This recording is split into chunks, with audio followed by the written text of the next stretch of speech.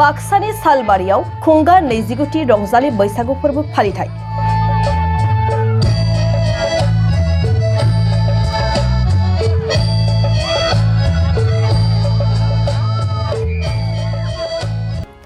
सालबारि रंजालि बैसागु फोरबो फालिथाय आफादनि बानजायनायाव थांनाय सानखालि सानसेनि रंगिना संगिना मेहेरगोनां हाबाफारिजों सालबारि फरायसालिमानि गेलेग्रा फोथाराव खुंगा 29थि रंजालि बैसागु फोरबो फालिथायखौ गाजा गोमजायै खुंफुंनाय जादों।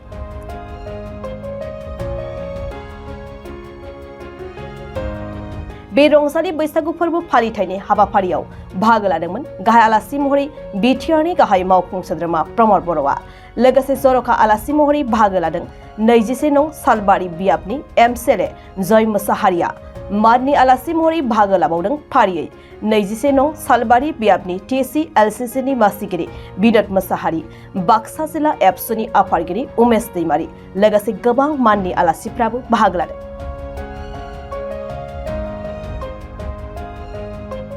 सालबारि रंजालि बैसागु फोरबो खुंफुं आफादनि नेहाथारि डक्टर दुलेन बसुमतारिया बे फोरबो फालिनायनि सोमोन्दै खौरांनि गेजेरजों मा फोरमायखो मिन्थिनानै लानि।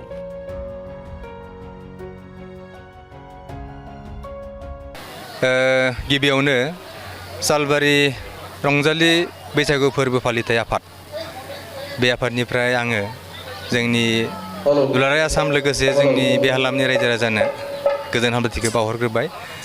जे गामाखालि बोसोरनि बायदिबो दिनै देग्लायबो जोङो बैसागो खुंदों। जोंहा देग्लाय 29थि फालिथाय फोरबो आरो बे फालिथाय फोरबोखौ जोङो सानसेनि हाबाफारिजों खुंफुंदों।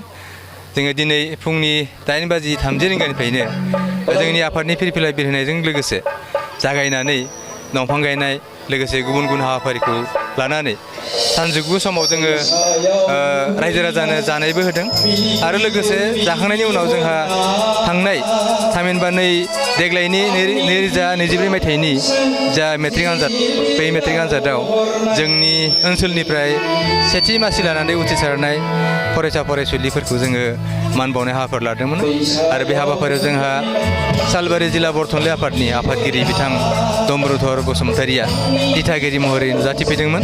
बेनि उनावनो जोङो बैसागो बादायलायनाय हाबाफारि लादों।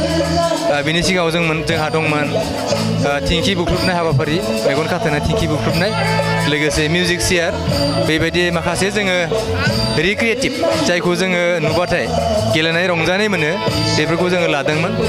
आरो जोबथारनायाव जोङो मोनाबिलि समाव जिथु बैसागो मोसानाय जिथु बादायलायनाय बे बादायलायनायाव जोंनि बे ओनसोलजों लोगोसे जोंहा दाब दाब जायगानिफ्राय गोजाननिफ्रायबो फैदोंमोन। जेरै सिंग्रानिफ्राय फैदोंमोन बिथांमोना सेथि बान्थाबो मोनलांनो हादों। बेबायदिनो जोंहा गासै मोन 8 बादायारिफोर जोंनाव दिनै बाहागो लादोंमोन आरो बे बादायलायनायनि उनावनो जोंनि बिटिआरनि चिफ बिथां प्रमद बर'आ जोंनि गेजेराव नुजाथिफैदों। जोंखौ दान्दिसे थुलुंगा होनानै बिथाङा बिदाय लादों। लोगोसे जोंहा नैबे हारिमु मोनाबिलियाव जोङो फैला जे बरगयारि बिथांखौ बेखेवगिरि महरै लाबोदों आरो बर'नि मुंदांखा सासे खनगिरि नयन बरगयारि बिथाङा दान्दिसे जोंनि गेजेराव फैनानै मेथाइ खनगोन। लोगोसे बिथांजों जोङो दुधनैनि करबि कसारिखौबो लिंना लाबोदों।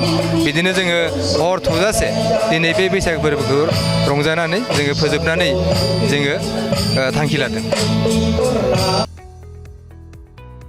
इंराजि आयदानि सासे लोगो फोरोंगिरिनि गोनांथि जादों। चिरां जिल्लानि बेंटलाव थानाय मोनसिन सिब्राय इंलिश स्कुल बाथौ मिसनाव एसिस्टेन्ट इंलिश टिचारनि गोनांथि जादों। जायफोर फोरोंगिरि मावनो गोसो गुदुं बिथांमोनहा इंराजि फोरोंगिरि मासिनि थाखाय आरज खालामनो हागोन। बिनायसाया इंराजि आयदायाव मेजर लानायजों लोगोसे एमए नङाब्ला बिए उथ्रिनाय जानांगोन। लोगोसे बिएड नङाब्ला डीएलएड कर्स लानाय जानांगोन। फोरोंनायनि रोंगौथि थाखानाय आरो इंलिश मिडियाम स्कुलनि बिनायसाखौ गिबिसिनै खाबु होनाय जागोन। दानबान्थाखौ फरायसालि सामलाय आफाद एबा एसएमसिनि नेमखान्थि बायदियै सावरायनायनि गेजेरजों थि खालामनानै होनाय जागोन। गनायजाथाव बिनायसाफोरा गावनि रोखा फोरमायथिजों आरज बिलाइखौ 7002873919 मबाइल नम्बरनि गेजेरजों वाट्सएप एपआव दैथायहरनो हागोन। सायख'जानाय एबा थिसनजानाय फोरोंगिरिया स्कुल केम्पासनि सिङावनो थानांगोन। बांसिन रोखायै मिथिनो थाखाय बाथौ मिशन कमिटिनि नेहाथारिजों 9101545633 मबाइल नम्बराव फोनांजाब खालामनो हागोन।